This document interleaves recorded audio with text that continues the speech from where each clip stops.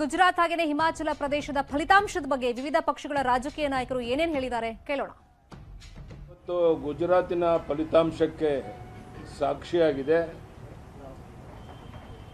182 ಕ್ಷೇತ್ರದಲ್ಲಿ 153-54 ಸೀಟ್ ಗೆಲ್ಲುವಂಥದ್ದು ನಿಶ್ಚಿತ ಆಗಿರುವಂಥದ್ದು ಇದೊಂದು ದೇಶದ ಇತಿಹಾಸದಲ್ಲಿ, ಗುಜರಾತಿನ ಇತಿಹಾಸದಲ್ಲಿ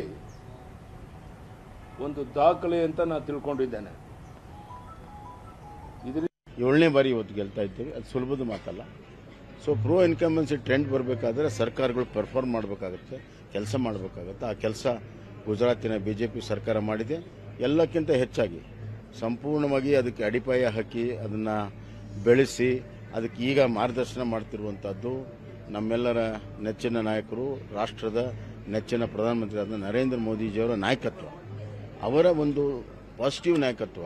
ಸ್ಟ್ಯಾಂಡ್ ಅಪ್ ಇಂಡಿಯಾ ಸ್ಕೀಮ್ ಅಡಿಯಲ್ಲಿ 1 ಕೋಟಿ ಸಾಲ ಪಡ್ಕೊಂಡು ನಿಮ್ಮ ಸ್ವಂತ ಬಿಸ್ನೆಸ್ ಶುರು ಮಾಡಬೇಕು ಅಂತಿದ್ದೀರಾ? ಫ್ರೀಡಮ್ ಆಪ್ ಅನ್ನು ಡೌನ್ಲೋಡ್ ಮಾಡಿ ಅದರ ಸಂಪೂರ್ಣ ಡೀಟೇಲ್ಸ್ ಅನ್ನ ಈಗಲೇ ಪಡೆದುಕೊಳ್ಳಿ. ಇವತ್ತು ಸುಮಾರು ಒಂದು ಜನರೇಷನ್ ದಾಟಿದ್ರೂ ಕೂಡ ಹಳೆಯ ಒಂದು ಪೀಳಿಗೆ ಮತ್ತು ಹೊಸ ಪೀಳಿಗೆ ಇವತ್ತು ಅವರ ಆಡಳಿತವನ್ನು, ಅವರ ಒಂದು ದಕ್ಷತೆಯನ್ನು ಇವತ್ತು ಒಪ್ಕೊಂಡಿದ್ದಾರೆ. ದೇಶ ಮುನ್ನಡೆಸುವಂಥ ಒಂದು ಶಕ್ತಿ ಏನಿದೆ ಅದರ ಮೇಲೆ ವಿಶ್ವಾಸ ಇಟ್ಟಿದ್ದಾರೆ. ಹೀಗಾಗಿ ಗುಜರಾತ್ನಲ್ಲಿ ಇವತ್ತು ಗೆದ್ದಿದೆ. ಕಳೆದ ಬಾರಿ ಗೋವಾದಲ್ಲಿ ಮತ್ತು ಇತರ 4 ರಾಜ್ಯದಲ್ಲಿ 3 ರಾಜ್ಯಗಳು ಕೂಡ ನಾವು ಗೆದ್ದಿದ್ವಿ. ಹಿಮಾಚಲ ಪ್ರದೇಶದಲ್ಲಿ ಭಾಳ ಕ್ಲೋಸ್ ಫೈಟ್ ಇದೆ. ಅಂತಿಮವಾಗಿ ಬಿಜೆಪಿ ಅಲ್ಲಿ ಗೆಲ್ತದೆ ಮತ್ತು ಸರ್ಕಾರ ಮಾಡ್ತದೆ. ಗುಜರಾತ್ನಲ್ಲಿ ಬಿಜೆಪಿನೇ ಬರ್ತದೆ ಆಶ್ಚರ್ಯ. ಯಾಕಂತಂದ್ರೆ ಆಪ್ ಪಾರ್ಟಿ ನಿಂತ್ಕೊಂಡು ನಮ್ಮ ಓಟನ್ನೇ ತಿಂದುಬಿಟ್ಟಿದ್ದಾರೆ. ಅನೇಕ ಕಡೆಗಳಲ್ಲಿ, ಎಲ್ಲ ಕ್ಷೇತ್ರಗಳಲ್ಲೂ ಕೂಡ ಕಾಂಗ್ರೆಸ್ ಓಟನ್ನೇ ಅವರು ಈಟನ್ ಅವೇ. ಸೊ ಹಂಗಾಗಿ ನಮಗೆ ಸ್ವಲ್ಪ ಅಲ್ಲಿ ಗುಜರಾತ್ನಲ್ಲಿ ಹಿನ್ನಡೆ ಆಗಿದೆ.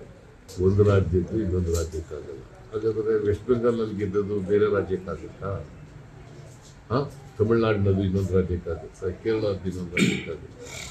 ಭಾಳ ಆಪ್ ಪಾರ್ಟಿ ಭಾಳ ಖರ್ಚು ಮಾಡಿದ್ದಾರೆ. ನನಗಿರೋ ಇನ್ಫಾರ್ಮೇಷನ್ ಪ್ರಕಾರ ಬಿಜೆಪಿನೇ ಫಂಡ್ ಮಾಡಿದೆ ಆಪ್ ಪಾರ್ಟಿಗೆ ಅಂತ. ಬಿಜೆಪಿನೇ ಫಂಡ್ ಮಾಡಿದೆ, ವೋಟ್ ಡಿವೈಡ್ ಮಾಡಲಿ, ಕಾಂಗ್ರೆಸ್ ವೋಟ್ನ ಡಿವೈಡ್ ಮಾಡಲಿ ಅಂತೇಳಿ ಮಾಡಿದೆ. ಅದೇನಾಗಲ್ಲ. ವೋಟ್ TR ಇನ್ ಕರ್ನಾಟಕ. ಏನೇ ಸ್ಟ್ರಾಟಜಿ ಮಾಡಿ ಕರ್ನಾಟಕದಲ್ಲೇ ಪರಿಸ್ಥಿತಿ ಬೇರೆ ಇದೆ ಸರ್. ಹಾಗಾದ್ರೆ ರಾಜಕೀಯ ಪರಿಸ್ಥಿತಿಗಳು ಕರ್ನಾಟಕದಲ್ಲೇ ಬೇರೆ ಇದೆ ಸರ್. ಈಗ ಹೌದು, ಇಶ್ಯೂಸೇ ಡಿಫರೆಂಟು.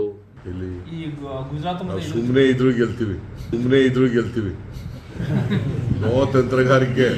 ಸುಮ್ಮನೆ ಇದ್ರೆ ಗೆಲ್ತೀವಿ ಕರ್ನಾಟಕ.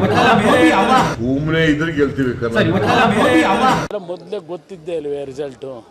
ಅದರ ಬಗ್ಗೆ ನಾವೇನು ವಿಶೇಷವಾದ ವ್ಯಾಖ್ಯಾನ ಏನು ಮಾಡೋಂಥದ್ದೇನಿಲ್ಲ. ಅಲ್ಲಿ ಗುಜರಾತ್ನಲ್ಲಿ ವಿರೋಧ ಪಕ್ಷಗಳು ಅಂತಕ್ಕಂಥದ್ದೇ ಕಳೆದ 5 ವರ್ಷದಿಂದ ಇರಲಿಲ್ಲ. ಅದರಿಂದ ಗುಜರಾತಿನ ಏನೊಂದು ಫಲಿತಾಂಶ ಇದೆ, ಫಲಿತಾಂಶ ಅದು ಮೊದಲೇ ಎಲ್ಲರಿಗೂ ಗೊತ್ತಂಥ ವಿಷಯವೇ. ಅದರಿಂದ ಅದ್ರ ಬಗ್ಗೆ ಏನು ದೊಡ್ಡ ಮಟ್ಟದಲ್ಲಿ BJPಯ ಸಾಧನೆ ಮುಖ್ಯಮಂತ್ರಿಗಳು ಹೇಳ್ತಾವ್ರಲ್ಲ, ಗುಜರಾತಿನ ಫಲಿತಾಂಶ ಕರ್ನಾಟಕದ ಮೇಲೆ ಛಾಯೆ ಬೀಳ್ತದೆ ಅಂತೇಳಿ. ಅಲ್ಲಿ ಇರ್ತಕ್ಕಂಥ ವಾತಾವರಣವೇ ಬೇರೆ. ಕರ್ನಾಟಕದಲ್ಲಿ ಇಲ್ಲಿ ನಡೀತಿರ್ತಕ್ಕಂಥ ಈ ಸರ್ಕಾರದ ಆ ಕರ್ಮಕಾಂಡಗಳಿದೆಯಲ್ಲ, ಜನ ಬೇಸತ್ತು ಹೋಗಿದ್ದಾರೆ.